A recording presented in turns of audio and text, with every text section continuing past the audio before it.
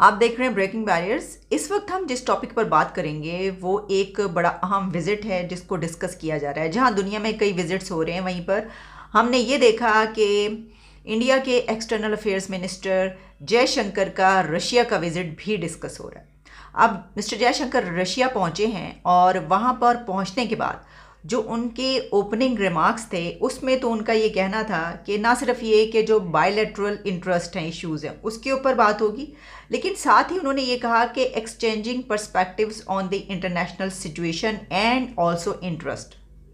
तो एक्चुअल में यही बात है कि जिसको डिस्कस किया जा रहा है इंटरनेशनल मीडिया में कि इंडिया के एक्सटर्नल अफेयर्स का इस वक्त ये विज़िट रशिया का, जिस वक्त के यूक्रेन और रशिया एक वॉर में एक दूसरे के साथ उलझे हुए हैं, क्योंकि इसको काफ़ी दिन हो गए, लेकिन इस वक्त ये विज़िट क्या किसी ऐसे काम के लिए है कि ये जो जंग है इसको रुकवाया जा सके? क्या इस तरह का कोई इम्पैक्ट इंडिया डालने की कोशिश कर रहा है या दोनों मुल्कों के बीच जंग रुकवाने की कोशिश हो रही है?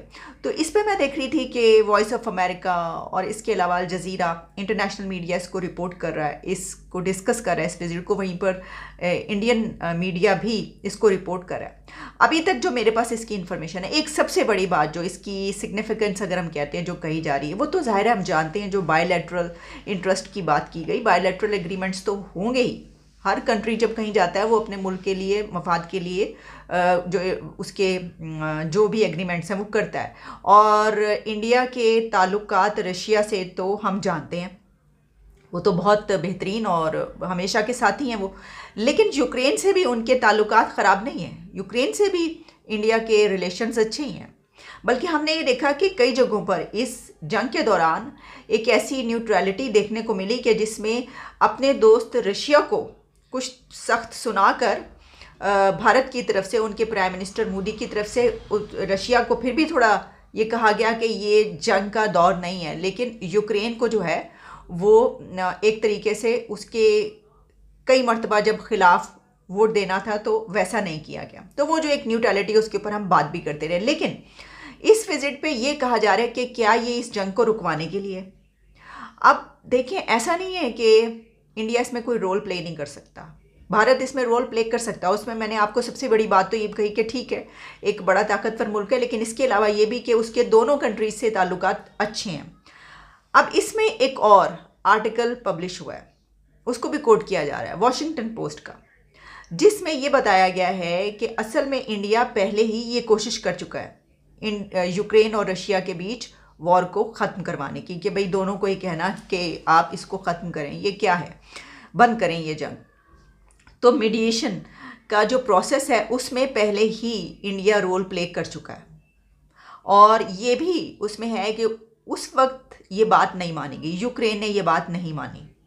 हालांकि भारत की तरफ से यूक्रेन को कहा गया, यानी ऑफ़र की जाती है, यानी आप एक तरीके से डायलॉग करते हैं या आप उनको ये मीडिएशन करने की कोशिश करते हैं कि ठीक है दोनों कंट्रीज़ हैं और दोनों का हमसे ताल्लुक़ है तो हम कोशिश करते हैं इसके लिए, लेकिन यूक्रेन ने इस पे बात नहीं मानी। अच्छा, इसी का एक और अहम पॉइंट ये है कि अमेरिका जो कि इस वक्त ऐसा लगता है और है भी कि यूक्रेन की तरफ है और रशिया के हक़ में नहीं है, लेकिन इसके बावजूद ये पब्लिश हुआ है कि जिसमें कहा गया है कि प्रेसिडेंट जो बाइडेन ने भी कोशिश की है और प्रेसिडेंट ऑफ अमेरिका की तरफ से यूक्रेन को ये कहा गया कि आप अगर रशिया के साथ इस वक्त डायलॉग ड्रॉप आउट ना करें, यानी रशिया के साथ आप डायलॉग करें और ये जंग वंग बंद करें, ना करें ये जंग, उसमें ये भी पब्लिश हुआ है कि अमेरिका की तरफ से भी ये बात की गई, यूक्रेन को कहा गया।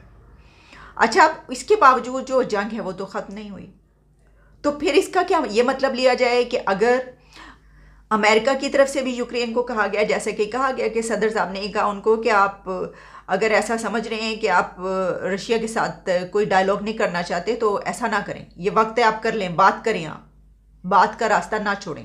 और ये भी कहा गया कि इंडिया ने भी उनको ये ऑफ़र की और कोशिश की मीडिएट करने की। तो अगर ये बात नहीं हुई अब तक और जंग चल रही है तो क्या इसका ये मतलब लिया जाए कि जो यूक्रेन है वो ऐसा नहीं चाहता?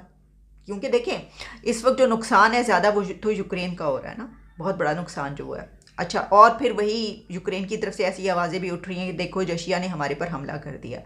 तो एक तो ये कि फिर रशिया की तरफ से भी हमें कोई ऐसी सिचुएशन नज़र नहीं आई कि जिसमें पता चले कि वो भी इस जंग से निकलना चाहता है। लेकिन दरअसल दोनों ही कंट्रीज इस जंग से निकलना चाहते हैं और चाहते होंगे। रशिया का थोड़ा अपर हैंड है, हम जानते हैं, और वो प्रेसिडेंट पुतिन जो है वो ऐसा नहीं करना चाहेंगे। वो जो करने को तुल पड़ते हैं वो फिर जो कह देते हैं, वो कहते हैं ना कि मैं फिर जब कुछ कह देता हूँ तो अपनी भी नहीं सुनता। तो ऐसी सिचुएशन, उनकी कई स्टेटमेंट्स ऐसी आई जिससे ऐसा लगा, जिस पे उन्होंने काफ़ी, जिसे कहते हैं कि कुछ फाशिस्ट स्टेप्स लिए, कई इलाकों को उन्होंने अपने साथ जो है वो जो किया उसको मिलाया, और फिर और कई ऐसे स्टेप्स लिए गए जिसके ऊपर पूरी दुनिया से उनके ऊपर क्रिटिसाइज़ किया गया। लेकिन जो अमेरिका की तरफ से एक और बात कही गई वो ये थी कि यूक्रेन को, कि जब तक प्रेसिडेंट पुतिन है तब तक आप ये इसको हल करने की कोशिश कर लें, डायलॉग करें। इसकी वजह ये है कि इसका ये मतलब नहीं है कि उनके जाने के बाद ना करें। इसका मतलब ये है कि ये कहा गया कि जल्द ही वो चले जाएंगे, तो आप ये बंद करें, ये सारा जो है ये करने की ज़रूरत नहीं है।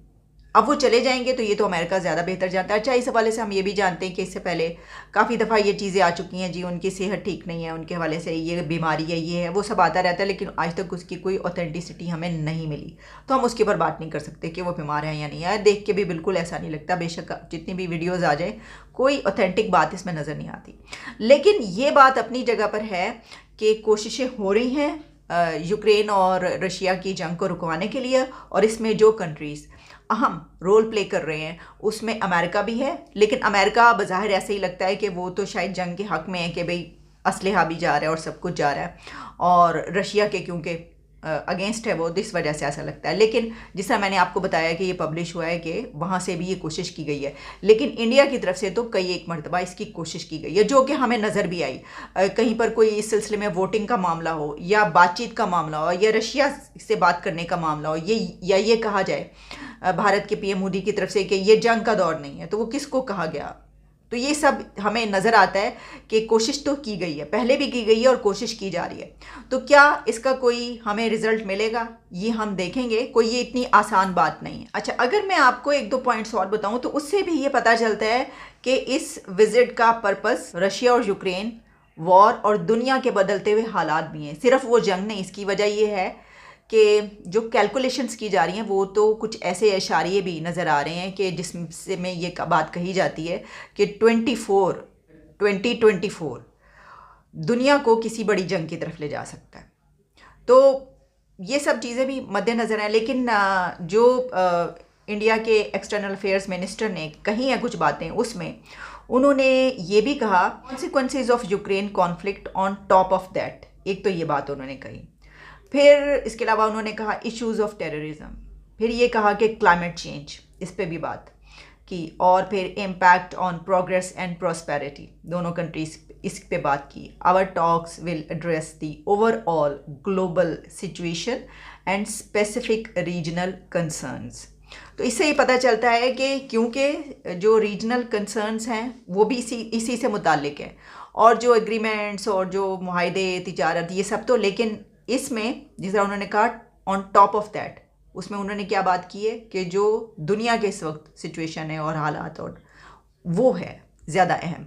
तो ये हो सकता है कि इस विज़िट के बाद आने वाले दिनों में हमें कोई बड़ा फ़ैसला नज़र आ जाए। हो सकता है कि क्या रशिया और यूक्रेन इंडिया की बात मान लेंगे और इस पे राज़ी हो जाएंगे, और यकीनी बात है कि ये जब हो रहा है तो इसके पीछे और भी कंट्रीज़ शामिल होंगे जो ये कह रहे होंगे हाँ ठीक है हम आपके साथ हैं, ये करें। जब भी कोई ऐसी बड़ी बात होती है तो उसमें फिर पता चलता है। लेकिन बहरहाल अपना भी वज़न बहुत है। अगर अमेरिका से भी यकीनी तौर पर ये भी बात याद रखिएगा कि हो सकता है कि अमेरिका ने भी ये कहा हो कि प्लीज़ ज़रा आगे जाएँ, आप बढ़ें, जाकर कहें कि ये ठीक नहीं है, तो उनसे जाकर आप बात कर लें।